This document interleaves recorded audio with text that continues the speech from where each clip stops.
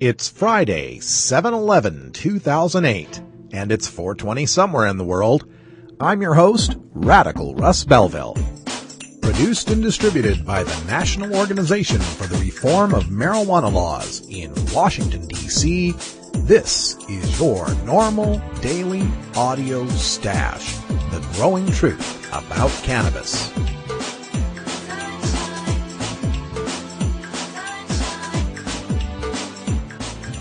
Welcome to the most popular podcast regarding marijuana in all of America and all the world, featuring interviews with scientists, politicians, doctors, prohibition policy activists, regular cannabis consumers, musicians, and NORML staff and NORML's board of directors, along with music and comedy no other podcast can offer. You can always find out more about our show at our website, stash.norml.org, and continue the education and conversation on our blog as well.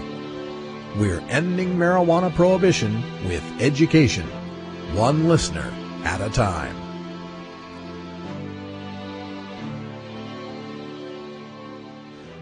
The podcasting and blogging technology for the NORML Daily Audio Stash is provided by Red Aphid Interactive Media.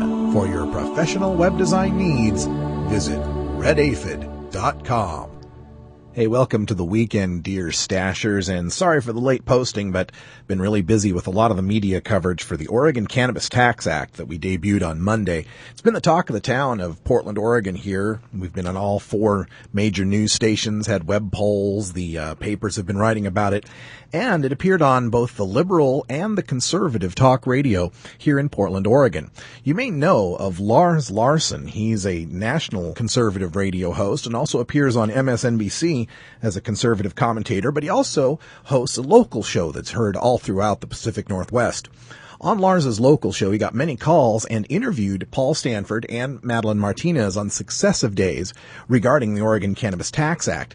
And just want to go a little into this and play you some really quick clips here of some of his callers and some of his opinions that are just so full of misinformation that they deserve rebutting. So here's one of Lars's callers talking about how marijuana will have bad effects on male reproductive organs.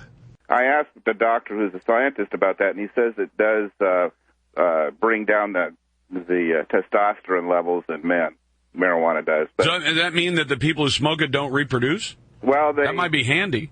See, yeah, that's why the Rastafarians died out, right?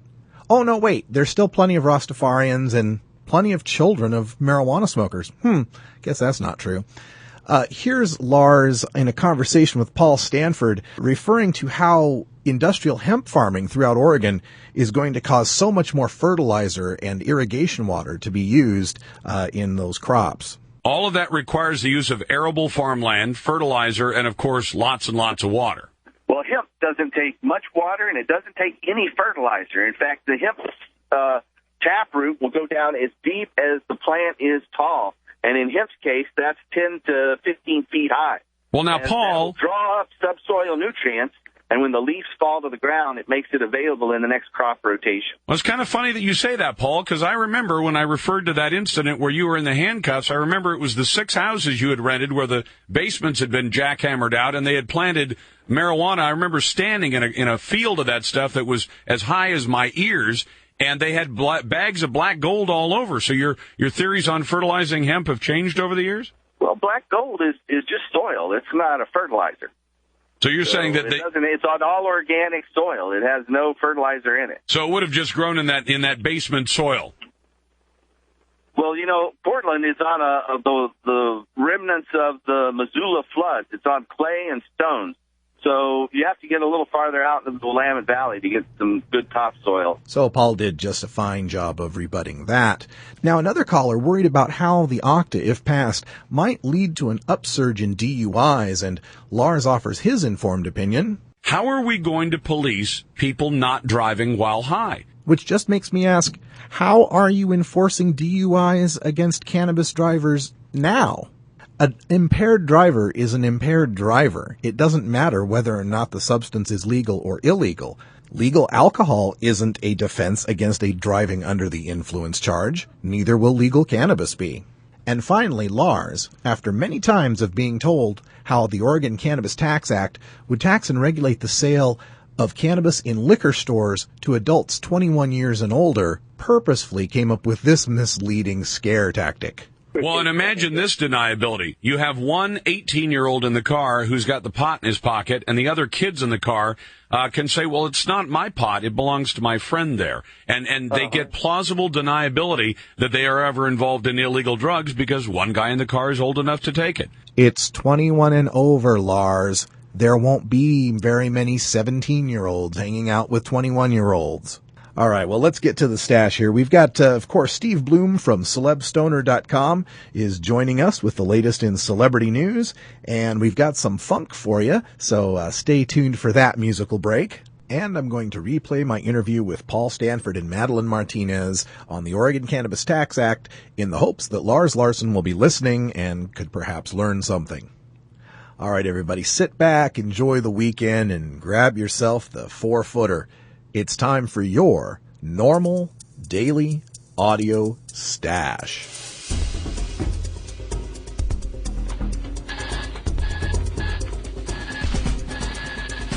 Now it's time to take a look at the latest stories about marijuana from news organizations across America and around the world in our NORML Daily Audio Stash, Hemp Headlines.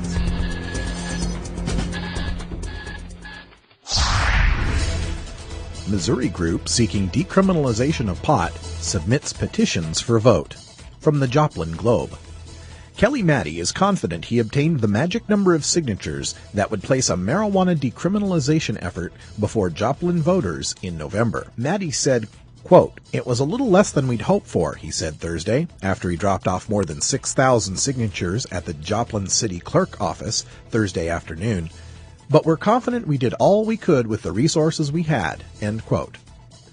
The magic number of signatures is 4,656, or roughly 15% of the total number of registered voters in Joplin at the time of the last city election, which was in April.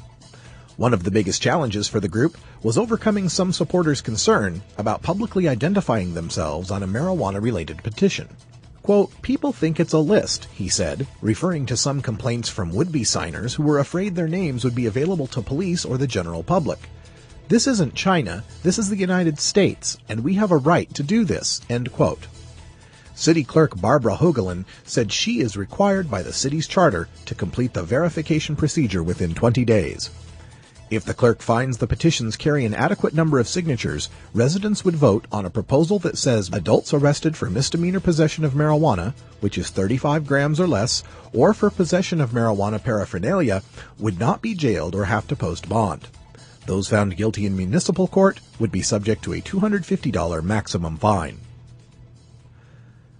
Well, good luck to Kelly Maddie out there in Joplin, who's with Joplin NORML, and we certainly hope he turns up enough valid signatures to get this to a vote. Maryland State Trooper charged with growing marijuana. From FoxNews.com. Woodsboro, Maryland. A Maryland State Trooper has been charged with manufacturing a controlled substance after police found a cultivated marijuana plant growing outside his home.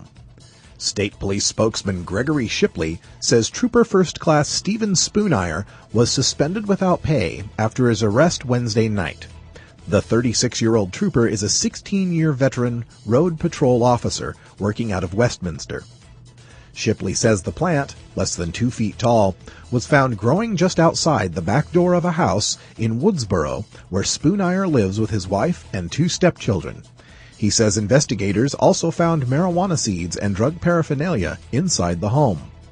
Spoonire is also charged with possession of marijuana and drug paraphernalia. He was released on his own recognizance. Now the question is, just how many cannabis consumers did this guy bust in his 16 years of patrolling? They should all be released on their own recognizance, too. In Maryland, the potential sentence for manufacture of less than 50 pounds of a controlled substance is 5 years and a $15,000 fine. And Woodsboro is just a little sliver of a town outside of Washington, D.C., with one little school, at least according to Google Earth, and almost all of its homes within 1,000 feet of it. You can see a map of it on the blog at stash.normal.org. Trooper Spoonire better hope that his house isn't in that 1,000-foot circle, or he's subject to 20 years and a $20,000 fine. Officers and dogs searching for 2 suspects who fled deadly pot raid in Saratoga Hills. From the San Jose Mercury News. In a wild turn of events in what was expected to be a routine pot farm eradication today, state and local officers encountered 3 armed men, killing 1 and chasing 2 through heavily wooded canyons in the Saratoga Hills. Dozens of officers and 3 canine dog teams were still searching in the evening for the 2 men in a wooded area near Peach Hill and Via Montalvo. Only the sketchiest picture of what happened during the raid was available because the officers involved in the shooting were still being interviewed. Deputies and state drug officers saw the 3 armed men when they hiked into the pot farm. Shots were fired and 1 man was killed. Santa Clara County Sheriff's Lieutenant Dalia Rodriguez said, quote, "We don't know who shot who and who shot first. We won't know that until we get the ballistics tests back. It could very well be a crossfire." End quote. After the shooting, the Sheriff's Department activated its emergency response team, which drew in officers from several other police agencies, including San Jose, Palo Alto, Los Altos, Mountain View, and California Fish and Game. The alert brought 80 officers to the scene, who secured the area and started searching for the 2 men. One of the officers said, quote, "I didn't expect somebody was going to get killed, but that's the way it happens with these guys. They hear somebody coming and they bolt off." End quote. Today's fatal shooting during a raid on a Santa Cruz Mountains pot farm is the 2nd in recent years.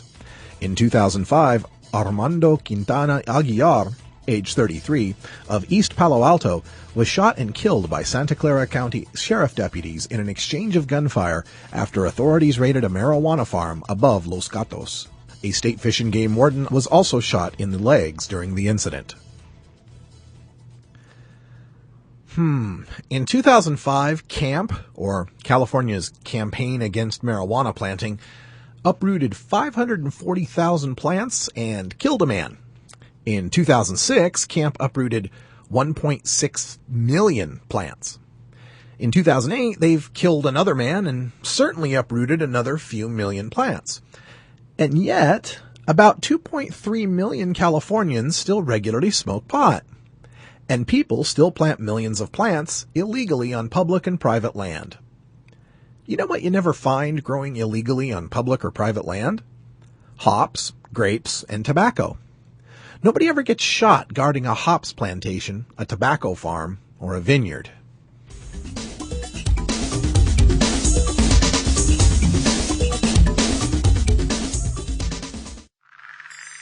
Hello, I'm Paul Stanford from the Hemp and Cannabis Foundation, or THCF. Medical marijuana is legal in 12 states today, and THCF has medical clinics in 6 of those states. Our physicians help qualified patients obtain an authorization for medical marijuana in their state. Patients are eligible for medical marijuana with a history of either severe chronic pain and or nausea, cancer, AIDS or HIV, hepatitis, glaucoma, seizure disorders like epilepsy, chronic muscle spasms as in multiple sclerosis or asthma, neurodegenerative diseases such as Alzheimer's, and gastrointestinal disorders like IBS or Crohn's disease.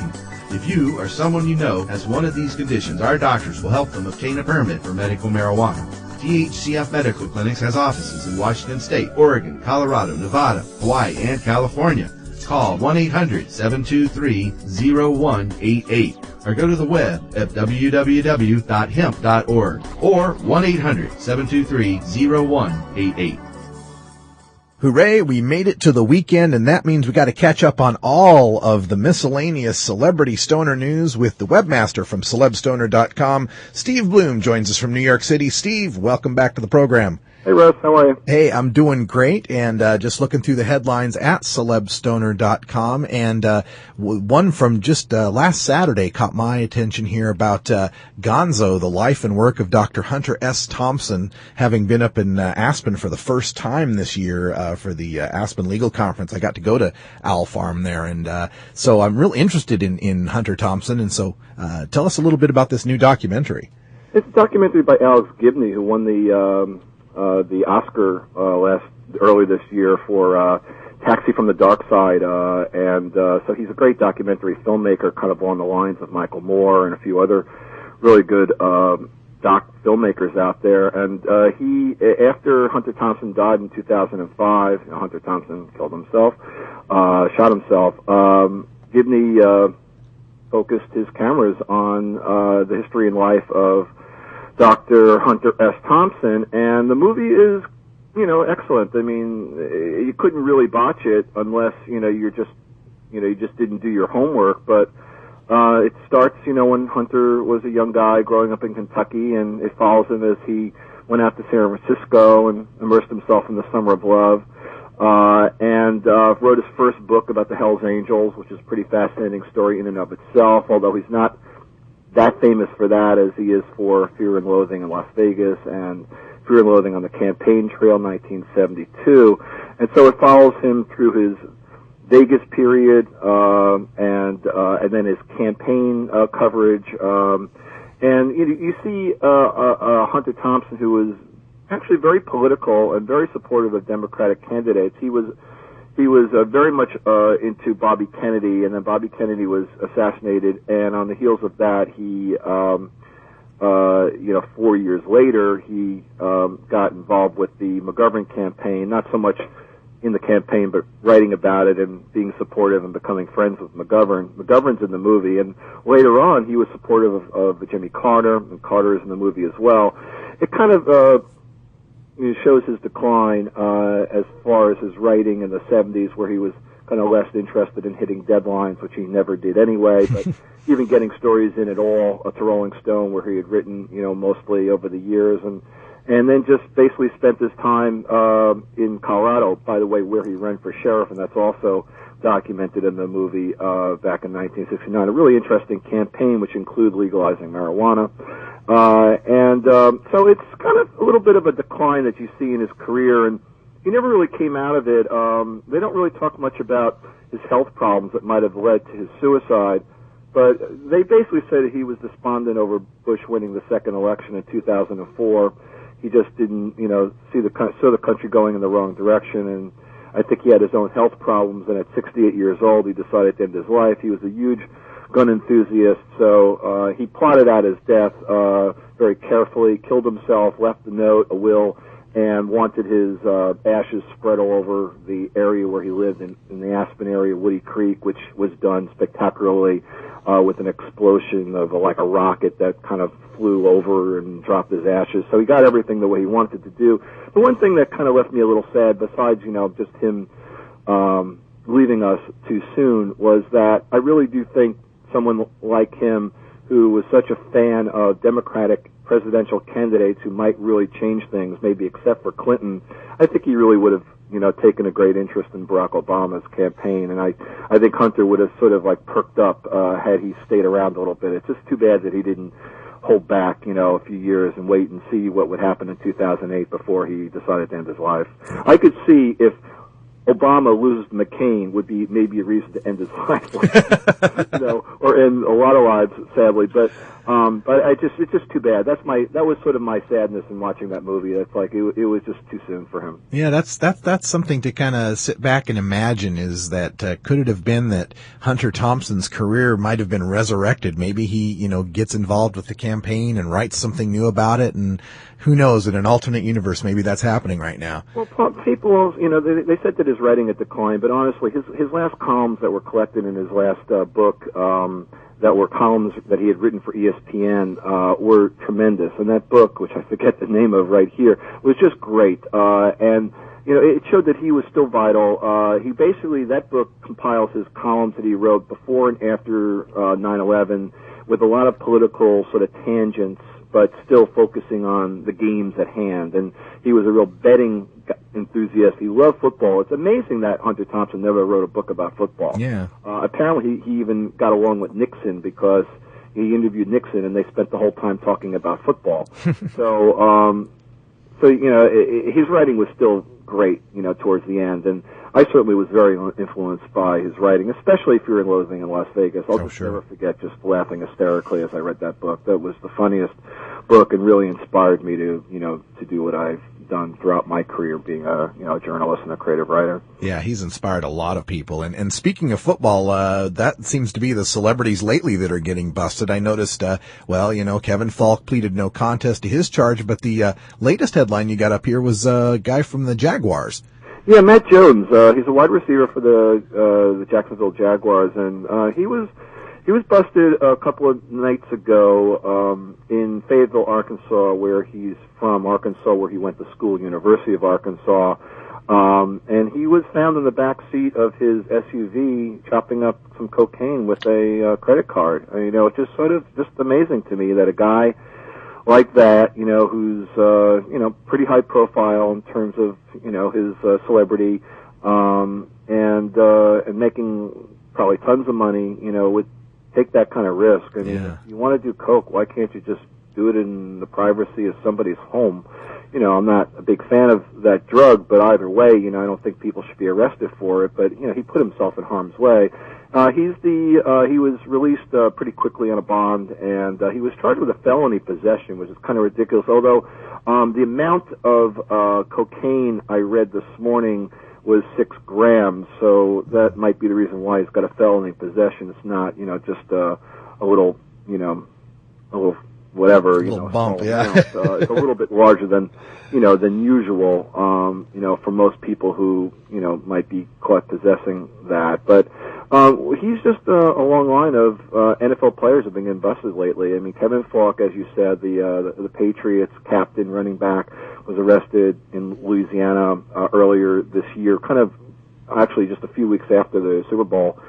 He was caught carrying some blunts into a Lil Wayne concert in Lafayette, Louisiana, and his teammate Willie Andrews was arrested 2 weeks before him on a marijuana charge. So 2 of the guys from the Patriots got arrested following their Super Bowl loss, and then Andrews recently was cut by the Patriots because he had another incident. This one was not drug related. He apparently held a gun to his girlfriend's head in some sort of threatening situation, and he was charged with some sort of endangerment, and they let him go. So, there's a lot of guys in the NFL who have this problem, and I guess there's so many players per team, 45 plus players per team, you're going to have the possibility, whereas, in the NBA there's 12 guys per team, and baseball 25, but you don't see this quite happening in the other sports. NFL does have a problem. The problem to me, of course, is that not so much these guys using drugs, but they have, maybe a faulty drug policy, and they also obviously, the players just keep running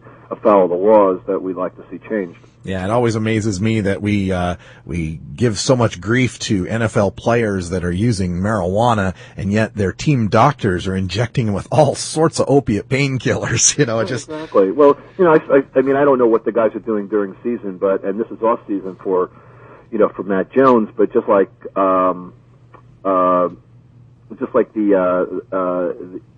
Dallas player, Josh Howard said earlier, just around the playoffs, he said, I smoke in the off season, and I don't smoke during the season. I don't know how many players subscribe to that, but maybe they're being drug tested less in the off season, and they feel they can kind of get around it. Maybe some of them are using drug test solutions so they can do it. So, I mean, the athletes are not stopping their use. They just have to be a lot more careful about doing it. Yeah.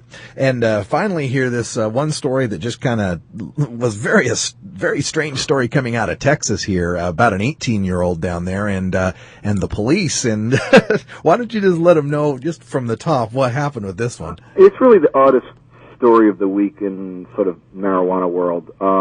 There's a 18-year-old named Christian Phillips who lives in the Dallas-Fort Worth area. And he had gotten arrested earlier this year when police came to a house party that he was at, and he tried to prevent police from going in, and he got into an assault situation with the cops, and they arrested him. They had to pin him on the floor. Something like that happened. So his sentence was to do community service, and in behalf of MAD, Mothers Against Drunk Driving. So he apparently was sort of heading, he had only a few more weeks to go before he ended his community service, and he concocted this idea that he was going to bring cookies to 25, he apparently had a list, but of police stations in the vicinity, And he began by dropping off baskets of cookies to several stations, police stations. And one of the officers immediately determined that the cookies smelled like marijuana, and that it reeked. And anyone that's been around marijuana before would have known. So that set off this sort of alarm that this kid was dropping off marijuana-laced cookies to police stations. Okay. Furthermore, the story broke that not only was he arrested for doing that, but that the cookies were laced with LSD. Oh, okay. So the story now was going around, not only pot laced, but LSD. Now, as far as I know, you can't lace a cookie with LSD. LSD would degrade under any kind of heat. But nevertheless, that story goes around, and all the media pick it up. Not one media outlet questions this possibility of, like, can you do that? Can you put LSD? You could put LSD into a drink, a Kool-Aid, so to speak, but I don't believe you can put it into a recipe. I've never heard of it. Have you ever heard about an LSD-laced? No. Right. So anyway, that was going around too. That was sort of bugging me a little bit about the whole story. Like, okay, the LSD thing, not possible. But the pot thing, well, possible. Maybe he's pissed off with the police. He figured he could kind of like pull this little stunt, a prank. Here's your cookies. I'm trying to be nice. I'm doing this for mad. But they're actually stoner cookies, and they'll get the cops a little stoned. Well, so he gets arrested on the basis of these allegedly, marijuana, laced cookies that he brought to the stations. He stays in jail for 2 days, and while Texas. they're testing, finally the test comes back last night, no pot found in it. Oh, man. So this guy, 18-year-old kid, spends 2 days in jail like he's the most wanted criminal in Texas, and they find that the whole thing was bull. And even, I have to say, my website, which, wrote about him as the so-called pot cookie monster, that's honestly not true either, because as far as I can tell now, he didn't do anything of the above. I kind of thought maybe he might have, and in some way or other, people were reading the website and kind of hailing him like, hey, here's this great hero, doing something kind of unusual when it comes to police and marijuana. So, you thought, oh, it's kind of a fun stunt if you can get away with it. But apparently it wasn't a stunt. Maybe there'll be a real interview with him. Maybe we'll find a little bit more. But as of now, the whole thing was a non-story. He never should have been arrested. He was doing a good thing by bringing the cookies to the stations. It just kind of tells you how paranoid the cops are. They don't trust anybody. They think that you dropping off something to the station, there's got to be something in it. There's got to be something bad. There's got to be something wrong. You have something wrong. There's no generosity, left in mankind. Everybody's trying to do something harmful to the police, and in some cases, I hate to say justifiably, because they're not our friends oftentimes. But so this is such a non-story that blew up, and I read stories on the web all week long, and you kind of can see where stories get multiplied and get picked up by a lot of different outlets. This is the story of the week that got picked up all over the place. And it went from, the LSD, the marijuana, everybody writing the same thing, because it just gets duplicated like an AP story, and then a lot of outlets pick up the same story. Goes everywhere, nobody questions it, and then as it turns out, the kid didn't even do it. Yeah, and what a joke. So he'll have probably a nice lawsuit against the I would think so, yeah. I think there'd be some lawsuit there for false imprisonment, and of course, the saga of Christian Phillips over the next few months. Yeah, and we got to let everyone know out there that you can't go, drugging people without their consent like that, and especially, you wouldn't want to have the police eating a cookie and then getting out in their squad car and getting the munchies or whatever. Obviously you shouldn't, but I kind of, honestly, one side of me is like, ha. That's exactly. You feel almost guilty for laughing at it sometimes. Yeah, come on. These guys are not going to get. You don't want a cop eating 3 cookies and start driving around. They eat enough donuts as it is. It's funny. It's like straight out of Cheech and Chong. Yeah, that's for sure. Well, Steve, thanks for joining us again this Friday, and have yourself a great summer weekend out there in the city. Thanks a lot, Russ. You too. Cannabis, pot, just say no. No matter what you call it, it's a huge part of popular culture. Where'd you learn that, Cheech? Drug school. You don't need weed school. You just need a copy of the new book, Pot Culture, the A to Z Guide to Stoner Language and Life. Hey, this is great, man. Even if you never smoked marijuana. I never used marijuana. Sorry. Don't think you smoked marijuana. I experimented with marijuana a time or two and didn't inhale. Or you used to smoke marijuana. I inhaled frequently.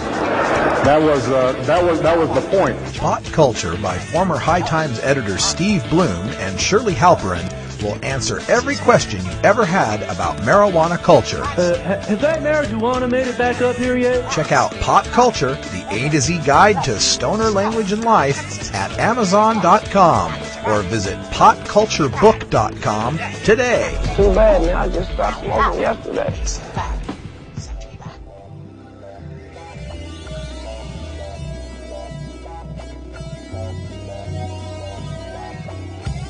Here at the NORML Daily Audio Stash, we work hard to change our nation's marijuana laws through education and discussion.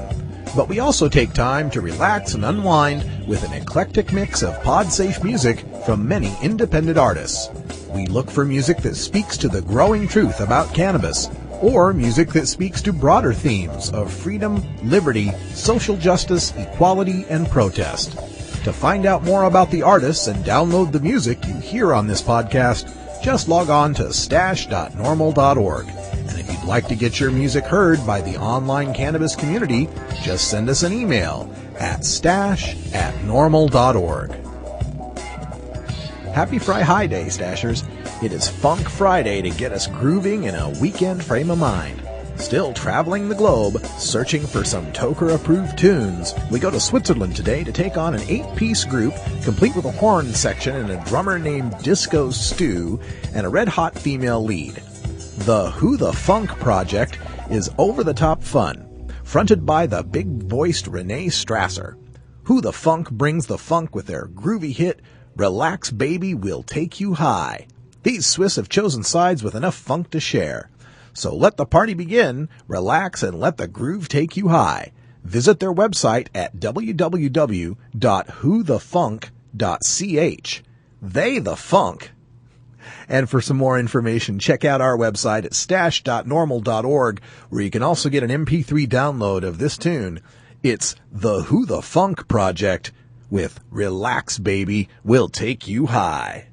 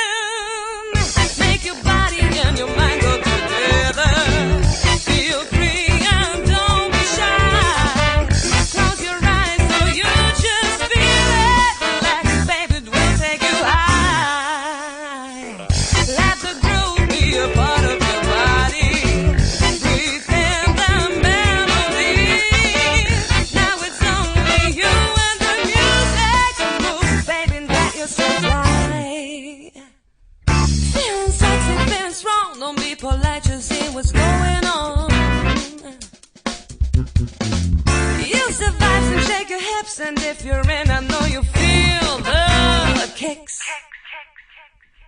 Make your body and your mind go together.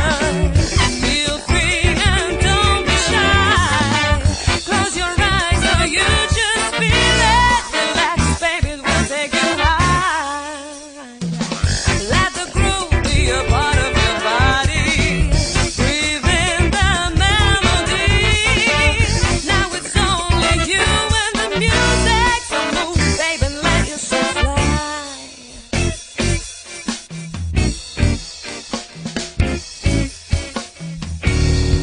Feeling sexy, feeling strong. Don't be polite, just see what's going on. Feel the sweat running down your skin. Make you free and let the party begin. Make your body and your mind go together. Feel free and don't be shy. Close your eyes or you just feel it. Relax, baby, we'll take you high. Let the groove be a part of your body. Breathe in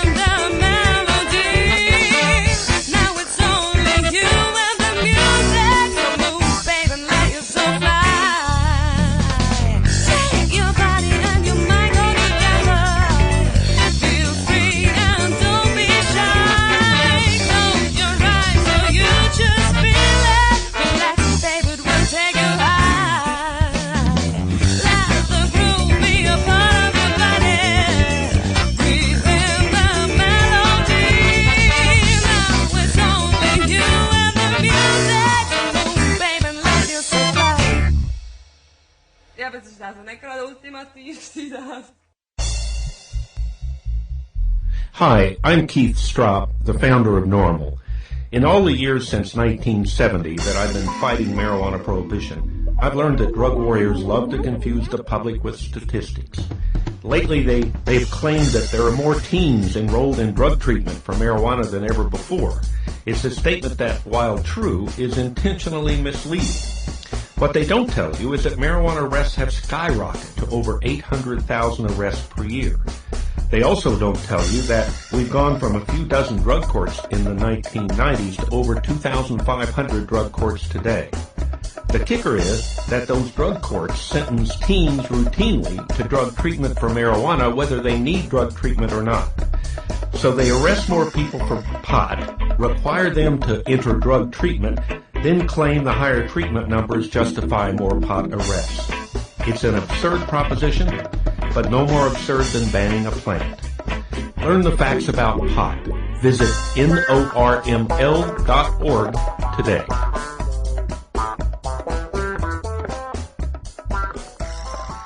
All right, welcome all you wonderful Stash listeners, live and direct from NORML West Coast Media headquarters in beautiful Portland, Oregon. I'm sitting here with the co-petitioners of the Oregon Cannabis Tax Act 2010, Paul Stanford and Madeline Martinez. Welcome to headquarters. Thank you. Thanks, Russ. Glad to be here. So we had a big press conference on Monday, and just give you some of your reactions to some of the turnout there. I think it's one of the best campaign kickoffs I've seen in 20 years of activism.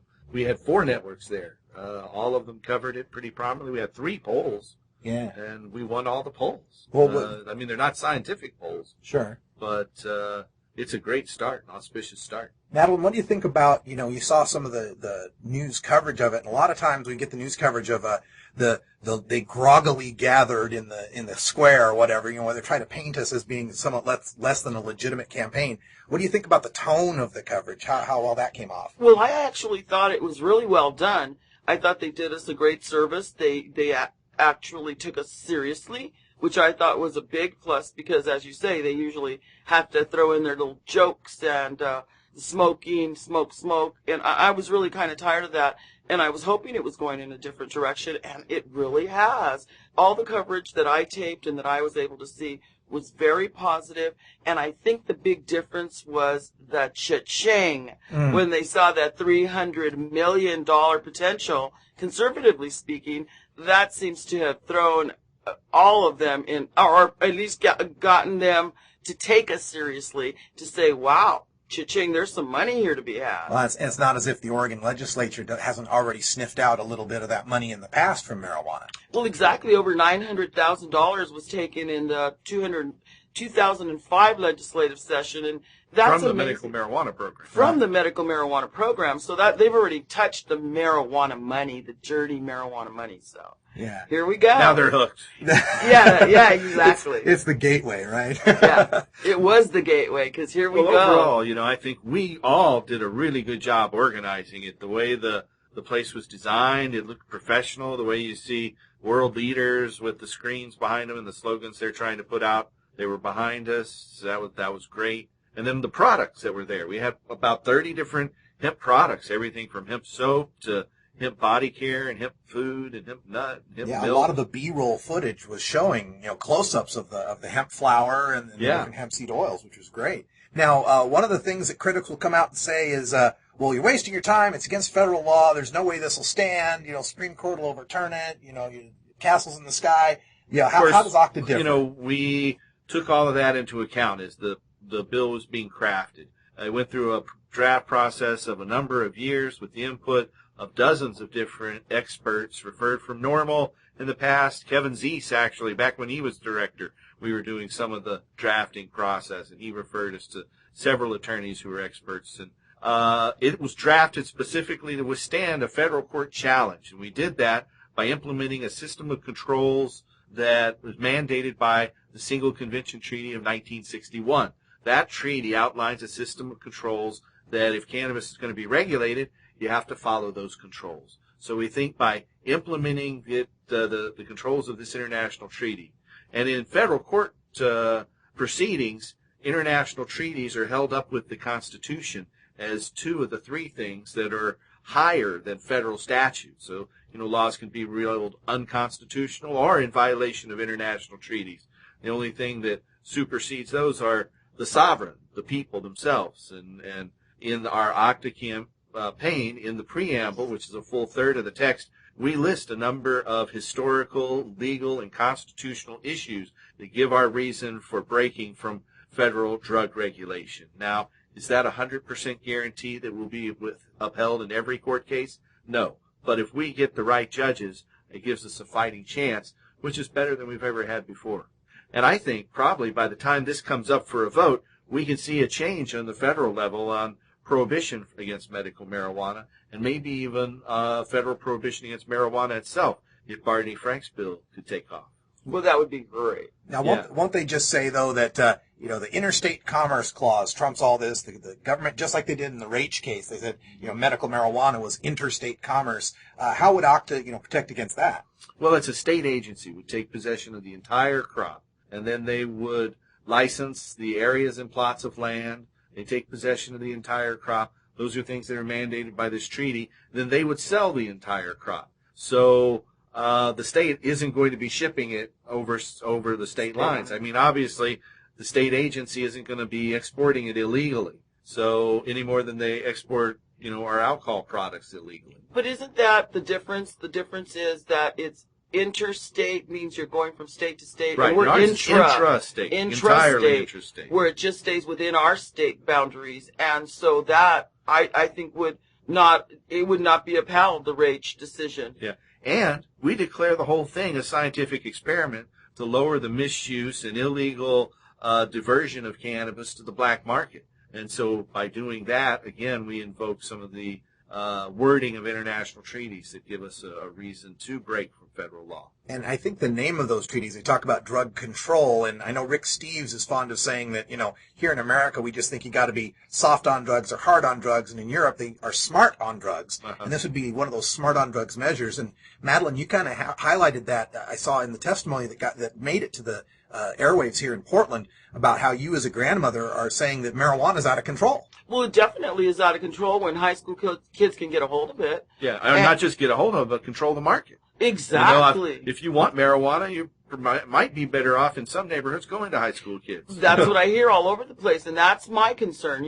My grandchildren are already in high school in California, and I'd like to see those controls begin here in Oregon. I'd like to see the beginning of each of these states and going across the nation, just taking over, because the feds don't have a better program. They don't have anything better to offer us. So here we go. We, the people, are offering them up a solution to our economic woes, to the drug problem. 30 years of the same thing. It's not working. Even more, every argument goes in our favor. And when it comes to lowering the use by minors, lowering the misuse of cannabis, the fact that cannabis protects against cancer, the fact it produces 3 times more biodiesel than any other seed oil crop.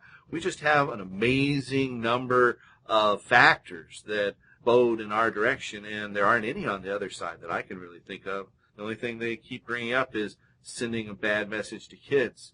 And, our studies show that it will lower the misuse by children. Well, there's something that I always hear, and I've been using it a lot lately. It's, you're entitled to your own opinion, but you're not entitled to your own facts. Yeah. And I think that our facts shine through, and the failed war on marijuana is proof. It's not working, and I refuse to continue to waste my tax dollars on a lost cause. Yeah. Now, one of the things that's kind of strange about going through these discussions about OCTA and ending prohibition on adults and ending arrests and ending jail and spending all that money on prohibition is that there's some people who are on our side who have this streak to them that says they don't want the government involved in marijuana at all, and that would be terrible, that we'd be, ceding our natural rights to sacrament or whatever argument you want to use. They want to see it like tomatoes. Yeah. I've run into that petitioning on this issue. There's some people, and I think, they just don't see how they can continue. These are people who might make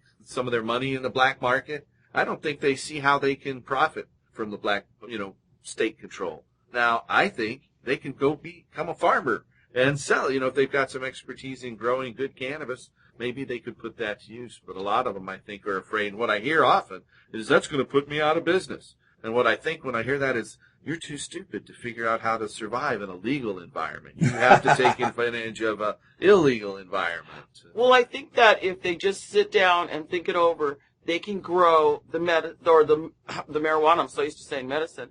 The cannabis, sell it to the state, and they can, like you said, where's Tim Pate when we need him? Let's all be farmers. Yeah. Why not? Now, speaking of farmers, that's another thing that will be something about Octa for the rural communities, which oftentimes your rural communities in a state like Oregon are going to be more conservative and a little less socially liberal than a place like Portland. This is where the money's going to go. Exactly. We've had the timber payments and the farm problems. And if we can divert industrial hemp seed to biodiesel, we're going to be creating thousands of jobs and leading the way to environmentally and economically sustainable futures that, replace all these toxic byproducts that current corporations have given us, with global warming and oil spills and toxic waste.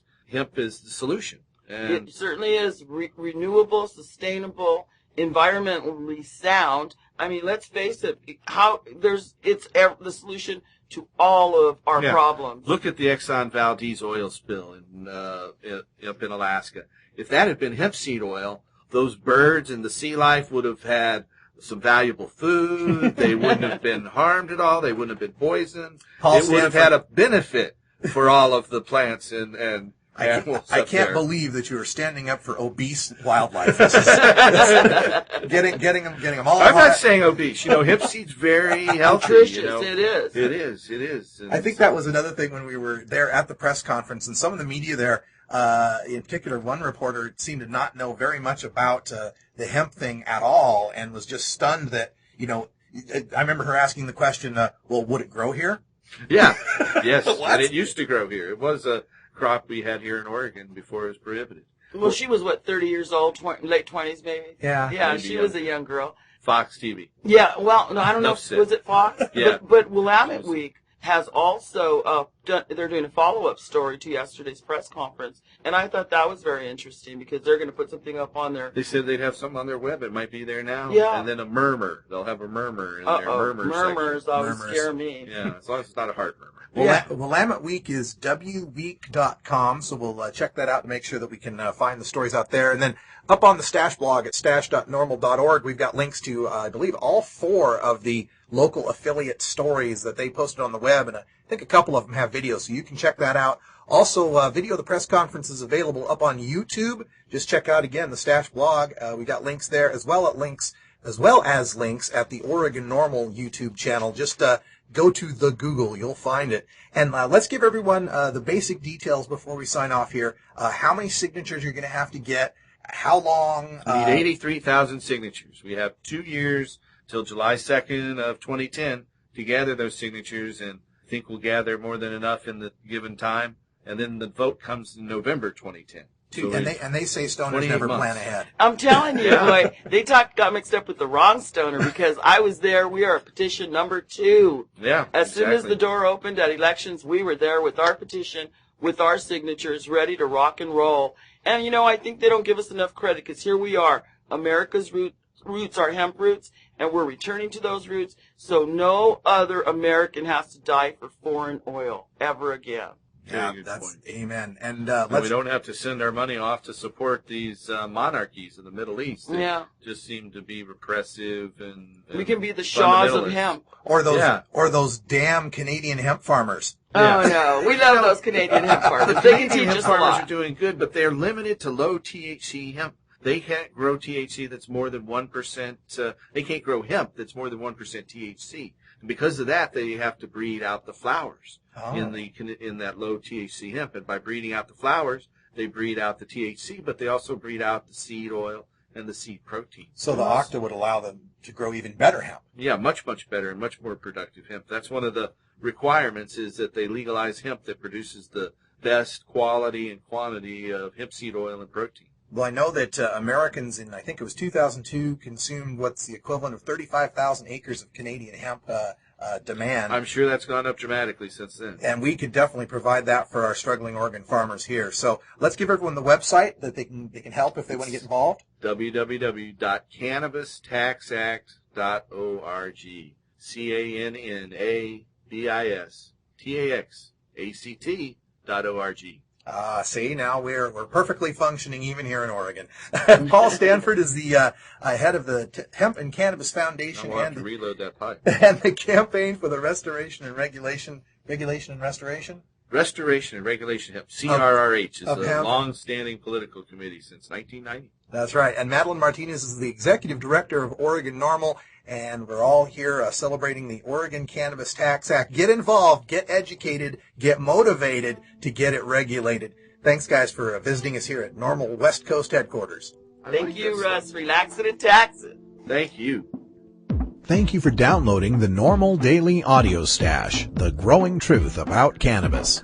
We are produced by the National Organization for the Reform of Marijuana Laws in Washington, D.C. Our executive producer is Alan St. Pierre. Our deputy director is Paul Armentano. Our webmaster is Brian Judy. And web production is provided by Red Aphid Interactive Media. As always, you can catch up on the latest information about marijuana at www.norml.org. And you can interact and download from our Audio Stash blog at stash.norml.org.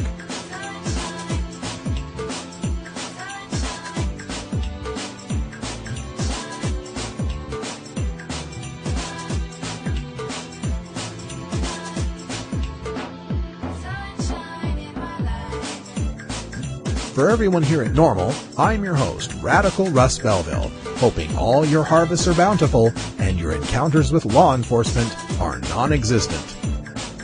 We leave you this weekend with another one of our cannabis quotes. This one's some more reefer madness from the king of reefer madness, Harry J. Anslinger, America's first drug czar, who said, quote, "There are 100,000 total marijuana smokers in the U.S., and most are Negroes, Hispanics, Filipinos, and entertainers. Their satanic music, jazz, and swing result from marijuana use. This marijuana causes white women to seek sexual relations with Negroes, entertainers, and any others." End quote. And as a lifelong entertainer, I'd like to say, thanks, marijuana! I'm Radical Russ. Thanks for joining us. Have yourself a great weekend, and until next time, take care of each other, tokers.